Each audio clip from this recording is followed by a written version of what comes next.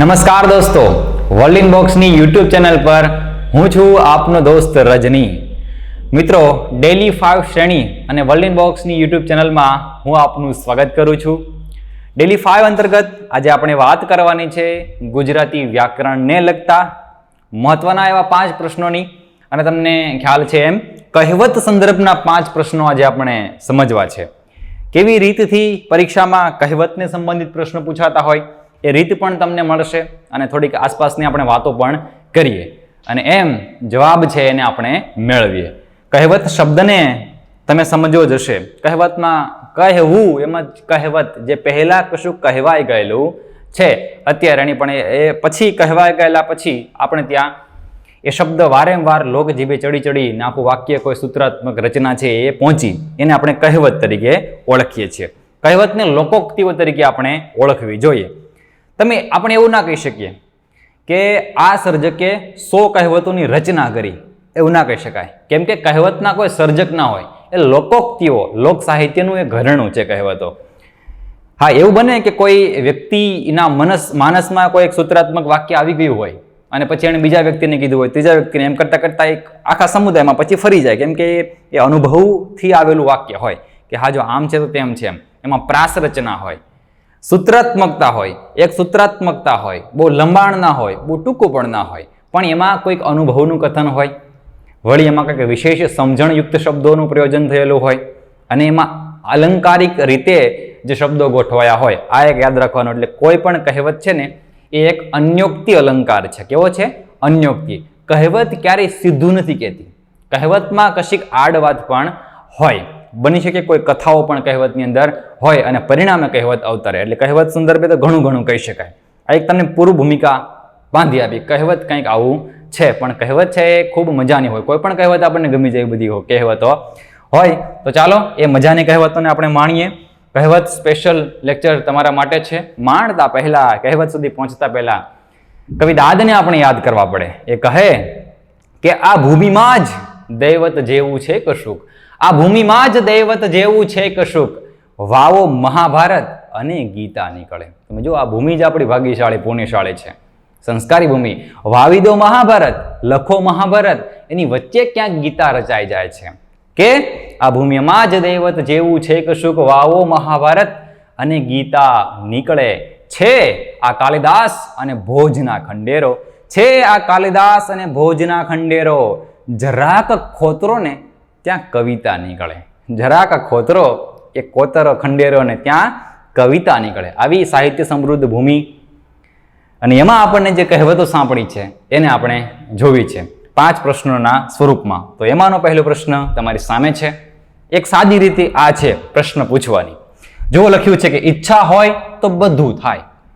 આવો અર્થ આપતી કહેવત નીચેનામાંથી કઈ છે? ઈચ્છા હોય તો જ બધું થાય, અનિચ્છાએ કશું થાય નહીં, અથવા તો પરાણે કરવું પડે. તો ઈચ્છા હોય તો બધું જ થાય, બધું થાય. આવો અર્થ આપતી કહેવત આમાંથી કઈ છે? કઈ કહેવતનો અર્થ આવો થાય છે? મન ચંગા તો કથરોટ મેં ગંગા, આવો અર્થ થાય છે આનો.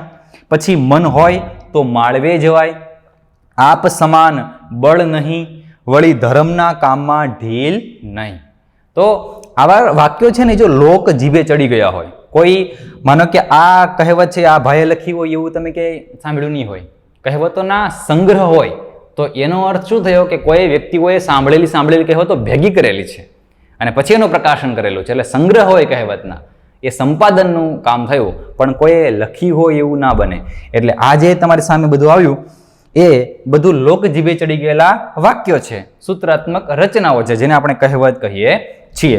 તો જો મન ચંગા તો કથરોટ મેં ગંગા, એવો અર્થ થશે. જો મન ચંગા, ચંગા એટલે શું? કથરોટ, તમને ખબર છે મોટો થાળ છે, આપણે બધા એમાં લોટ બાંધે રોટલી માટે, એ કથરોટ. મોટો થાળ પણ, એને પણ કથરોટ કહેવાય. તો જુઓ, ગંગા પવિત્રતાના સાથે સંબંધ રહેલો છે, આપણા પાપ ધોઈ નાખે. એમાં ચંગા શબ્દ છે ને એનો અર્થ પણ એ થાય સ્વચ્છ, પવિત્ર. જો તમારું મન છે ને એ જ પવિત્ર સ્વચ્છ હોય ને તો તમારા કથરોટની અંદર જ ગંગા છે, એવું કહે છે.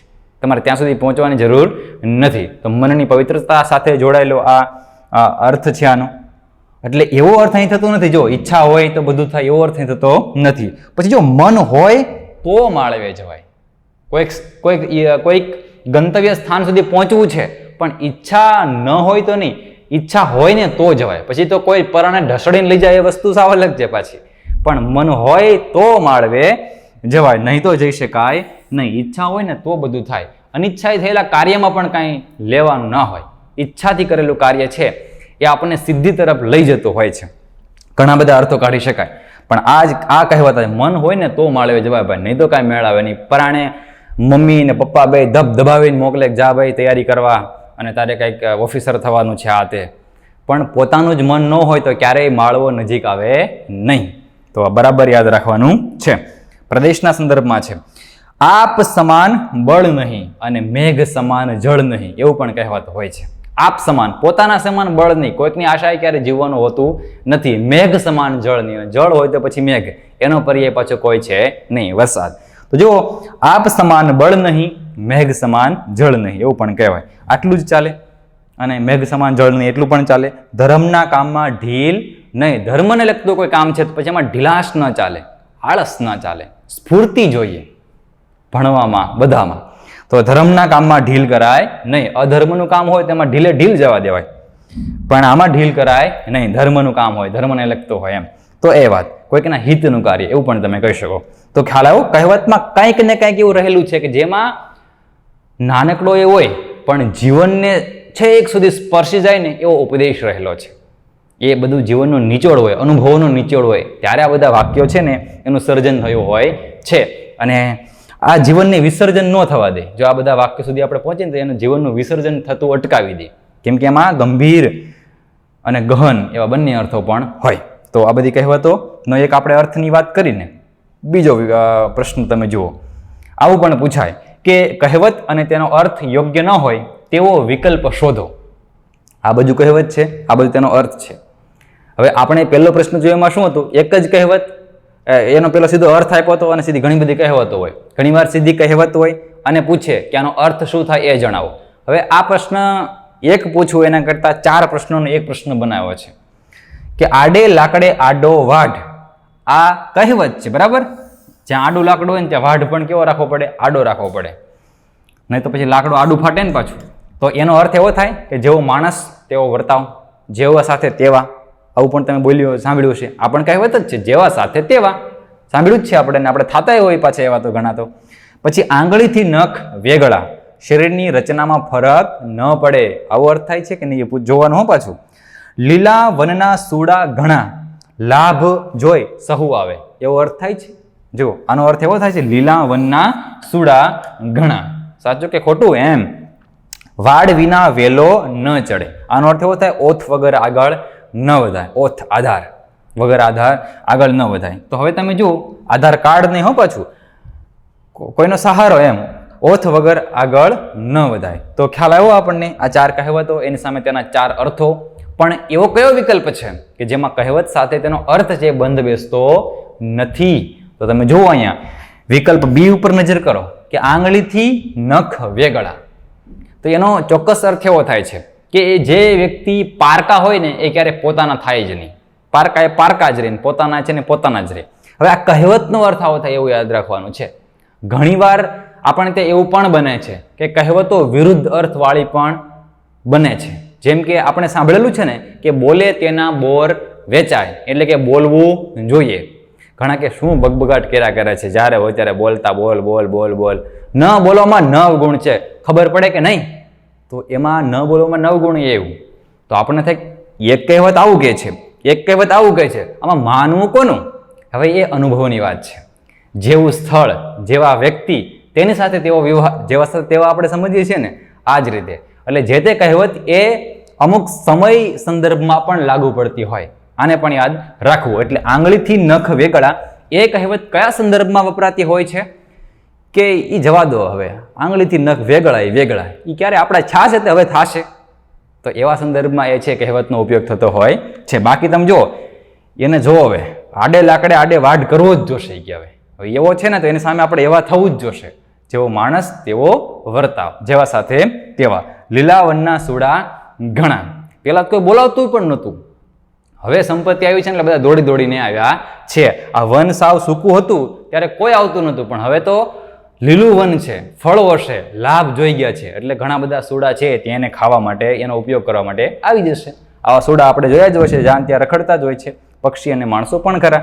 તો લીલા વનના સોડા ઘણા લાભ જોઈ સહુ આવે. તમે જો સાંભળ્યું છે કે નાણાં વગરનો નાથ્યો અને નાણે નાથા લાલ, આના જેવું છે. કાંઈ હોય નહીં ત્યારે એ નાચ્યા અને એમ કરતા હોય, ઘણા તો પાટું મારી દે, હું અહીં બેઠો છું, જવા દે, આમ કરે, આમ એવું પણ કરતા હોય. પણ પૈસા હોય, ગાડી હોય ને એ બધું હોય તો કે નાથાલાલ આવો, નાથાલાલ આવો, આવું બધું હોય. તો એ જ બધી વાતો છે. જો પછી વાડ વિના વેલો ન ચડે અને ઓથ વગર કોઈ આગળ વધાય નહીં. એટલે વેલાને ચડવા માટે, વ્યક્તિને વિકસવા માટે એકબીજાનો સહારો જોઈ, એવા સંદર્ભમાં પણ આ કહેવતનો ઉપયોગ થતો હોય છે. આમાં ક્યાંય વાડ એવું નથી કે દર જગ્યાએ વાડ ને વેલાની જ વાત થતી હોય. ગમે ત્યાં એમ આપણને કે ભાઈ ઘણા કહેતા મારે કોઈની જરૂર નથી, આમ તેમ, હું એકલો બધું કરી લઈશ અને મારામાં તેવડ છે, આમ છે તેમ છે. ત્યારે વડીલો કે ભાઈ શાંતિ રાખો, વાડ વગર વેલો ચડે નહીં. હવે આ વાતમાં ક્યાંય વેલાની વાડની વાત જ ના હોય, પણ એક અન્ય ઉક્તિ દ્વારા કોઈક જે અત્યારની ચાલી રહેલી હોય ને વાતને સમજાવવામાં આવતી હોય છે. એટલે જ એને અન્યોક્તિ અલંકાર તરીકે પણ કહેવતને ઓળખવામાં આવે. આને પણ યાદ રાખવાનું, કોઈ પણ ગુજરાતી કહેવત અન્યોક્તિ અલંકાર છે. તો આપણને જવાબ મળ્યો બી છે એ કેવું છે? યોગ્ય અર્થ ધરાવતો નથી. કહેવતનો અર્થ યોગ્ય નથી. હજી એક પેટર્ન તમે જુઓ તમારી સામે. હવેનો પ્રશ્ન આવ્યો તેમાં કે નીચેનામાંથી વિરોધી અર્થ ન ધરાવતી હોય તેવી કહેવતો પસંદ કરો.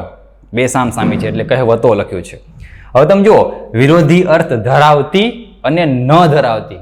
આને પહેલા આપણે શું કરવું પડે? ફોકસમાં લેવું પડે. કેમેરામાં કેમ ફોકસ કરીએ એમ ફોકસમાં લેવાનું કે આમાં શું પૂછવું છે. તો અહીંયા શું પૂછવું છે? વિરોધી અર્થ ન હોય તેવી. ત્રણમાં વિરોધી અર્થ ક્યાં છે એ શોધીએ અને ક્યાં વિરોધી અર્થ નથી એને પણ આપણે શોધી કાઢીએ. ચાલો. જાજી કીડીઓ સાપને તાણે. આ સાચી જ વાત છે ને. ઘણા એમ કે આ કીડીમાં શું છે, પણ જો ઘણી બધી કીડીઓ ભેગી થાય તો શું કરે? સાપને તાણે. હવે જો ઝાઝા મળ્યા ને ખાવા ટળ્યા. હવે જો આની સમાનાર્થી કહેવત હોય પાછી. તમે જો આની સમાનાર્થી કહેવત તમને ખબર છે? ઝાઝા હાથ રળિયામણા. ઘણા બધા હાથો છે તો રળિયામણા લાગે, એટલે કામ સહિયારું હોય તો સારું થાય. પણ આવું પણ થાય, બગડે પણ ખરા. આમ કરતા એકલા કર્યું તો સારું. તો 10 જણાને બોલાવે, ચાલો ભાઈ તમે આવો. તો અમારે છે ને એક સોવા માટે શેટી લાવ્યા છે મોટી જબર, એને ઉતારવાની છે. ઘણા બધા ભેગા થઈને એને ઉપાડીને મૂકે પડતી, કે તોડી નાખ્યા, ન બોલાવે તો સારા થાય. ઝાઝા મળ્યા અને ખાવા ટળ્યા, એટલે ઘણા બધા ભેગા થાય તો ખાવાનું ખૂટી ગયું છે. હવે તો એ અર્થમાં પણ કહેવાનો અર્થ આ છે કે ઘણીવાર વ્યક્તિનો સમૂહ છે એનાથી શું થાય તો કે કંઈ ઉત્તમ કાર્ય પણ થાય અને ઘણીવાર વ્યક્તિના સમૂહથી અધમ કાર્ય પણ થઈ જાય. તો બંને પ્રકારની સ્થિતિ છે સમાજમાં આપણને જોવા મળે. એટલે આ બંને પ્રકારની કહેવતો છે. અને કહેવત છે ને એ જ જે તે સમાજ છે ને એની વિગતો આપણને આપણી સામે મૂકી આપે છે. કહેવતની અંદર ખબર પડે કે જો આ કહેવત વ્યક્તિના મનમાં ક્યારે ઉદ્ભવી હશે. પછી ભલે લોક સમુદાયમાં એ તરતી થઈ ગઈ, પણ આવું કંઈક થયું હશે ત્યારે જ, કે ઝાઝા મળ્યા ને ત્યારે જ આ ખાવા ટળ્યા. એટલે આ બધા ભેગા થયા ને એમાં બધું બગડ્યું, નહીં તો બધું બરાબર ચાલતું હતું. અને ઘણીવાર એવું પણ બને કે હું એકલો આમ કરી લઈશ, તેકલો કરી લઈશ. તો આપણે આના પહેલા પણ જોયું વાડ વિના વેલો ન ચડે. અને શું એકલા કામ કરવું, એના કરતાં તમે જો એકલી કીડી હોય બધાને ચેપી મારે, પણ ઘણી બધી કીડી ભેગી થાય તો શું કરે છે? તો કે સાપને પણ એ તાણી જતી હોય છે. મરેલો સાપ, એવું તમે ક્યાંક જોયું પણ હશે. તો આ ખાલી કહેવાનો અર્થ છે, એને પણ સમજવાનું. તો આમાં શું છે? કેવો અર્થ છે? વિરોધી છે. આપણે શું પૂછ્યું? વિરોધી અર્થ ન ધરાવતી હોય તેવી તમારે કહેવત શોધવાની. તો વિરોધી અર્થ આમાં છે. પછી જો જીભમાં ઝેર તો જગતથી વેર. જો કેવું એટલા શબ્દોમાં આપણને કેવું સુંદર મજાની વાત કરી. કોઈને કડવા વચનો પસંદ જ નથી. ઝેર એટલે શું? જીભમાં ઝેર મૂકી દીધું હોય એટલે બધા વેર થઈ જાય, એવું શાબ્દિક અર્થ નહીં કરવાનો. ઝેર મૂકી એટલે જગતથી વેર નહીં થાય. ઝેર મૂકે તો આપણું જ પૂરું થઈ જાય. પણ જીભમાં ઝેર એટલે તમારા શબ્દની વાત થાય છે. ભલે તમારા શબ્દની અંદર ઝેર હોય, કટુતા હોય તો બધા વેર જ થવાનું. ઘણા ટેવ જ હોય, જેને મળે તેને ઝઘડો કરીને આવે કે આજ તો મેં 10 જણાને બાંધી લીધું. ઘણા બધા વટે કરતા હોય, એ ઝેરીલા હોય પાછા શબ્દોથી, એમ ઝેરીલા ને વેરીલા એમ. તો ઝેર વેર પ્રાસ બનાવ્યો. કહેવતો છે પ્રાસયુક્ત હોય, સૂત્રાત્મક હોય, એક સૂત્ર વાક્ય બનતો હોય. તો જો ઝેર અને વેર પ્રાસ બને. પછી જો જીભમાં અમી તો દુનિયા ગમી. વિરોધી અર્થ, વિરોધી અર્થ જુઓ તો બરાબર જુઓ તો. જીભમાં ઝેર તો જગતથી વેર. એની વાતને સમજાવતી બીજી કહેવત, જીભમાં અમી તો દુનિયા ગમી. અમી એટલે અમૃત. જો અમૃત હોય તો શું થાય? દુનિયાને આપણે ગમીએ અને દુનિયા આપણને ગમે ને બધું એમ આપણે બીજાને ગમીએ. તો બંને વાતમાં કે વિરુદ્ધ અર્થ નથી, એકને એક જ વાત છે, પણ એકને ઝેરથી સમજાવી, ઝેર હોય તો વેર અને અમી હોય તો ગમી, નહીં તો ગઈ. એટલે આ બંનેમાં કોઈ વિરોધી અર્થ નથી, સમાનાર્થી જ અર્થ છે. આપણે થાય આ જો વિરોધી આવી ગયો, આ વિરોધી છે એમ કહેતા કે નીચે પહોંચી જાય ને તોય વિરોધી મળે નહીં, પછી ઈ એ પહોંચી જાય કે ચાલો ઈ કરીએ, કાંઈ મળ્યું જ નહીં. એટલે શબ્દો પર ધ્યાન આપો, આ બંનેમાં અર્થ સમાન છે. તમે જુઓ, ખાલી અલગ અલગ ઉદાહરણોથી એ વાતને અલગ અલગ રીતે મૂકી છે, બાકી અર્થ કેવો છે? સમાન જ છે. પણ તમે જો કે ધર્મના કામમાં ઢીલ નહીં, એવું હમણાં આવ્યું હતું ને, હવે એની વિરોધી કહેવત ઉતાવળે આંબા ન પાકે. જો ઉતાવળે આંબા, ધર્મમાં કામમાં ઢીલ નહીં, ઢીલ ના હોય બરાબર, એમાં ઉતાવળ જ કરવી પડે, એટલે એમાં સડસડાટ કામને પૂરું જ કરવું પડે, ઢીલ હોય નહીં. આ જો ઉતાવળે આંબા ન પાકે, તો બંને કહેવત કોઈ તેના ચોક્કસ સમય માળખામાં ચોક્કસ પરિસ્થિતિમાં યોગ્ય જ છે, પણ અર્થ વિરોધી રહેલા છે. જ્યારે આપણે તેને ભેગી કરીએ છીએ ત્યારે આંબાને ગમે તેમ ઉતાવળે પાકી દો તો કે હા કાર્બન પેલો મૂકી દો તો તરત પાકી જશે, પણ એને જરાક મોટી થવા દેવી પડે ને કેરીને, ખાખડીને મૂકીને પકાવી દો તો મજા આવવાની છે, જે આવવી જોઈએ મજા આવવાની નથી જ. એટલે આ વાત છે. પણ આંબાની ક્યાં વાત છે? આંબાની વાત જ છે નહીં, આ તો જીવનની અંદર થયેલા અનુભવોની વાતો હોય બધી, એ કહેવત હોય. તમે એનો અર્થ સમજી શકતા જ હોય, ના સમજી શકે એવું બને જ નહીં. ઉતાવળે આંબા ન પાકે એટલે ધીરજથી કામ લેવું પડે, અને અમુક પ્રકારની ધીરજ પણ આપણામાં હોવી જોઈએ. એ વાત અહીંથી તમને સિદ્ધ થતી મળશે. વિરુદ્ધ અર્થ જો તરત દાન અને મહાપુણ્ય, તરત દાન અને મહાપુણ્ય, જેવું દાન કરો એવું તમને તરત પુણ્ય મળી જાય. અને તમે જો કે ધીરજના ફળ મીઠા હોય, ધીરજ રાખવી પડે. તો આ જ વાત છે, ખ્યાલ આવે ને? આ બંનેને કેવી કહેવાય? સમાન અર્થધારી કહેવાતો કહેવાય. જો ઉતાવળે આંબા ન પાકે, ધીરજના ફળ મીઠા, સમાન અર્થી કહેવાતો કહેવાય, સમાન અર્થવાળી. અહીં વિરુદ્ધમાં મૂક્યા છે, તરત દાન ને મહાપુણ્ય. દાન કરો એવું જ પુણ્ય મળી જાય, કેવું સારું એમ. જવાબ આપણને શું મળ્યો? બી જવાબ આવશે. કેમ આવશે? હવે તો ખ્યાલ હોવો જ જોઈએ. ચાલો આના પછીનો પ્રશ્ન તમે જુઓ, લખ્યું છે એવું કે કહેવત સંદર્ભે નીચેનામાંથી કયો વિકલ્પ એવો છે કે જે સમાન અર્થ ધરાવતો નથી? સમાન અર્થ નહીં ધરાવતો હોય તો શું હશે? તો વિરુદ્ધ અર્થ ધરાવતો હશે, અથવા તો કોઈ અન્ય અર્થ ધરાવતો હશે, એવો અર્થ થાય ને. આના પહેલાના પ્રશ્નમાં આપણે શું જોયું કે બધી કહેવતો વિરુદ્ધ હતી પણ એક સમાન હતી. હવે ઊંધું થઈ ગયું છે. જો કે હવે 3 સમાન છે અને એક કેવી છે એ આપણે જોઈએ. જો ગાજ્યા મેહ વરસે નહીં, કડાકા ને ભડાકા થતા હોય એ મેહ ન વરસે, આવું કહેવાય છે. ક્યારેક ક્યારેક બહુ ગાજ્યો છે, નહીં વરસ્યું હોય ત્યારે જ ને. એવું નથી. આ વરસાદની ક્યાં વાત છે? ઘણા છે ને, તમે જોયો માણસો તમારી સામે આવીને થોડીક 5-10 મિનિટ એને તૈયાર કરી રાખેલો હોય, એવું કડકડાટ ધડધડાટી બોલી છે ને તો આપણે થાય વાહ શું વાત કરે છે, આટલું સરસ ઉમદા બોલતા આવડે છે, પણ 10 મિનિટ જ આવડતું હોય પાછું. પછી જોઈ જ ખબર પડે ઓહો આ તો ગાજ્યા એટલા વરસ્યા નહીં. જો આ સંદર્ભ છે. પછી આની આ વાતને ઘણી રીતે પણ સમજી શકાય. એવું નથી કોઈ એક વ્યક્તિ, ઘણા તમે જો મોટી મોટી જાહેરાતો કરે, આમ ને તેમ ને ઓલું ને પેલું ને, પછી જોઈ જ ખબર પડે સાવ ખોખલું છે બધું એમ.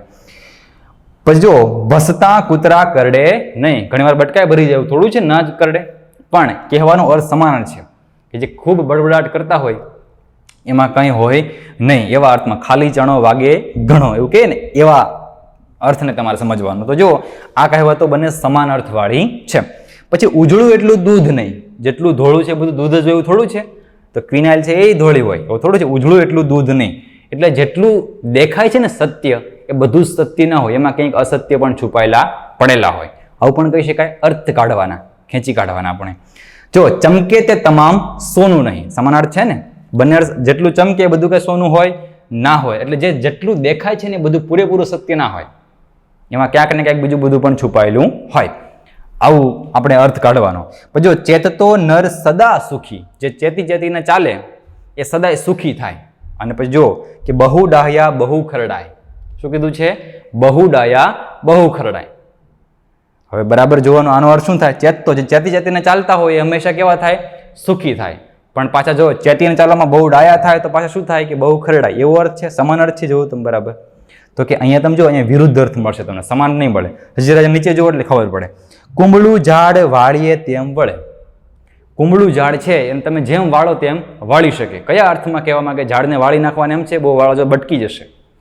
ઝાડની ક્યાં વાત થાય છે? કુંબળું માણસ, માનો કે બાળકની વાત કરવી છે તો થાય, એને તમે જે દિશામાં લઈ જવા માંગતા હોય તે દિશામાં જઈ શકાય, પરાણે નહીં, પણ એની અમુક જે લાક્ષણિકતાઓ છે આપણે જાણીને એને આગળ ધપાવી શકીએ. જે દિશામાં મરોડ આપવો હોય દિશામાં આવી શકે, 100% આવી શકે, પરાણનો નહીં.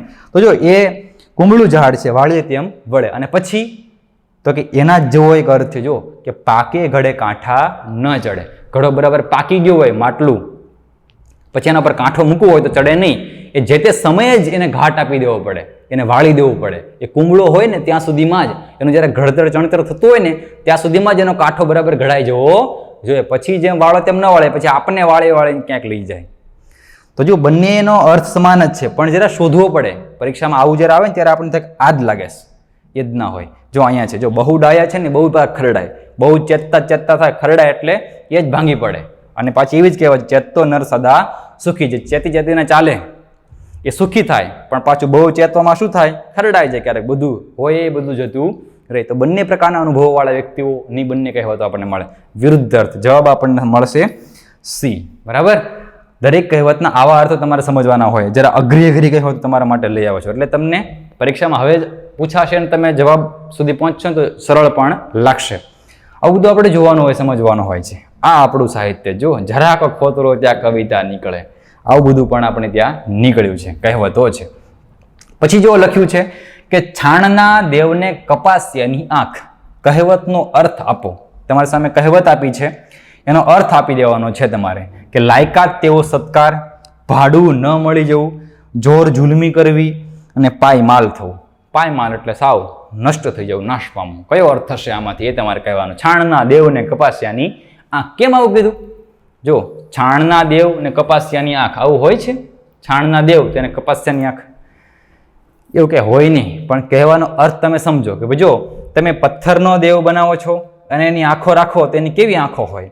કોઈ આરસ પથ્થર, સામાન્ય પથ્થર પણ હોય અને આરસ પથ્થર પણ હોય. તો એમાં જે તમે આંખો ફિટ કરો તો એમાં પાસે કપાસિયા ના લગાવીએ આપણે. પણ જો સારામાં સારી મૂર્તિ છે તો એમાં આંખો પણ સારી હોય છે, જેવી તેવી ના ચાલે. પણ એક સામાન્ય મૂર્તિ છે તો એમાં સહેજ આડાવડી આંખો પણ લગાવી દે અને ભગવાન ચાલે. પણ વાત અહીંયા પથ્થરની કશી જ નથી, મૂર્તિની પણ નથી. કહેવાનો અર્થ આ છે કે જેવું વ્યક્તિ છે ને તેવું તેની સાથે વર્તન કે પ્રભાવ કે જે કાંઈ કાર્ય થાય. તો જો દેવ કેવા છે તો કે છાણમાંથી બનાવ્યા છે, નહીં પથ્થરમાં નહીં લાકડામાંથી. શેમાં બનાવ્યા? છાણમાંથી બનાવ્યા છે. હવે છાણ તો સાવ કેવું, છાણમાંથી દેવ બનાવ્યા. હવે એ દેવને આંખો બનાવી તો શું કરાય? એમાં સોનાની આંખો મુકાય? હવે દેવ જ છાણના છે તો સોનાની આંખો નહીં, તો કપાસિયા જ મૂકી દો ને. કપાસિયા કપાસમાંથી નીકળે તે આ દેવ બની ગયા. પછી અધમારે અધમ જ હોય, ઉત્તમ સાથે ઉત્તમ જ હોય, એવું થાય ને. એટલે આવો અર્થ ક્યાં થાય છે? આવો અર્થ ક્યાં મળે છે? તો લાયકાત તેવો સત્કાર. જેને જે યોગ્ય છે ને એને એવું મળવું જોઈએ, એવો સત્કાર, એવું એને સત્કાર કરાય. અને તમે એવું કરતા જ હોય. કોઈ પટ્ટાવાળો તમારા ઘરે આવે અને કોઈ મામલતદાર તમારા ઘરે આવે તો એને બંનેને તમે કેવી રીતે સાચો? હવે તમે જ વિચારી લો. છાણના દેવને કપાસિયાની આંખ, આ કેવું છે? હવે ઘણું બધું થાય, ઘણું જ બધું તમે આમાં સમજી શકો છો. કોઈ તમારા ગમતા મહેમાન તમારા ઘરે આવે અને કોઈ અણગમતા મહેમાન તમારા ઘરે આવે, આ બંનેને તમે કેવા સાચવો છો? છાણના દેવને કપાસિયાની આંખ. આવું હોય, આવી રીતે અર્થો આપણે કરવાના હોય. એટલે જવાબ આપણને શું મળશે? એ મળશે, લાયકાત તેવો સત્કાર. અને આપણે એવું કરતા હોઈએ છીએ, જો કે એવું કરવું ન જોઈએ. કહેવતનો એક માર્મિક અર્થ એ પણ છે, સમાનતા તો સમાનતા એમ. પણ આપણે એવું કરીએ છીએ તો કરીએ છીએ. ખ્યાલ આવ્યો? આ છે ગુજરાતી ભાષાની આવી કહેવતો. આટલી જ નહીં, સંખ્યાબંધ ઢગલાબંધ કહેવતો છે. મારા ક્લાસમાં બધી જ વાતો છે ને એ વિગતે કરેલી છે. આવજો, મળીશું અને આવી બધી વિગતે વાતો પણ કરીશું. આટલી વાતો પછી તમારા માટે તો કંઈક હોય જ છે, તમને તો ખ્યાલ હવે તો હોવો જ જોઈએ. નાચવું નહીં ને આંગણું વાકું, કહેવતનો અર્થ કહો. ચાલો કહો તમે હવે. નાચવું નહીં ને આંગણું વાકું, આ કહેવતનો અર્થ શું થાય? કોઈ વિકલ્પ જ નહીં. એટલે તમારે જે અર્થ કરવો હોય ને તમે કરી શકશો, પણ સાચો અર્થ કરજો. જરા વિચારજો ને એટલે અર્થ ચોક્કસ તમને સમજાશે. કેમ વિચારવાનું તમને ખબર છે ને? આ ભાઈબંધ તો આપણે છે જ, વિચારો. જેમ જેમ વિચારવું હોય એમ વિચારો. પણ જવાબ છે એ શું થાય ને એ મને જરા કોમેન્ટમાં કહેવાનું છે. તમને જવાબ સાચો કે ખોટો એનો પ્રત્યુત્તર મળે જ છે ને. જોજો પાછા તમને જવાબ આપ્યો છે એ કેવો આપ્યો છે એ પણ જરા જોવા આવજો. તો આ રીતે આપણે કહેવતને જોઈ અને જરા નાચવું છે ને શબ્દ આવ્યો છે એટલે મને ખલીલ ધનતેજનો શેર યાદ આવે, એ પણ જરા સાથે સાથે કહેતો જાઓ.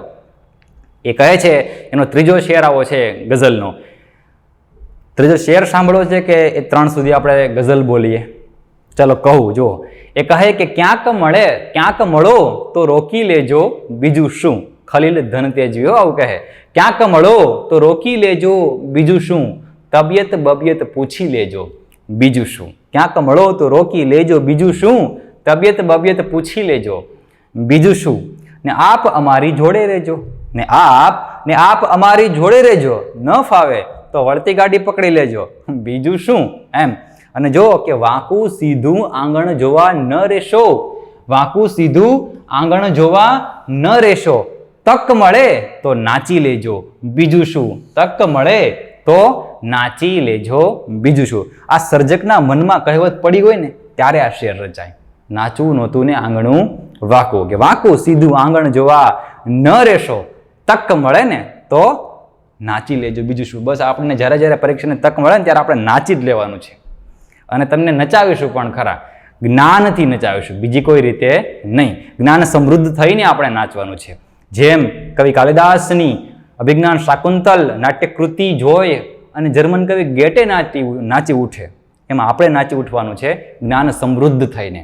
World in box my class application તમને જ્ઞાન સમૃદ્ધ કરવા તૈયાર છે. આપના આવવાની રાહ છે. આવજો, મળશું અને આવી જ રીતે બીજા પ્રશ્નોની ચર્ચા સાથે આપણે ફરીને મળતા રહેશું. ત્યાં સુધી તમારા અભ્યાસના યજ્ઞને અવિરતપણે ચાલુ રાખજો. ચાલો મિત્રો, આવજો.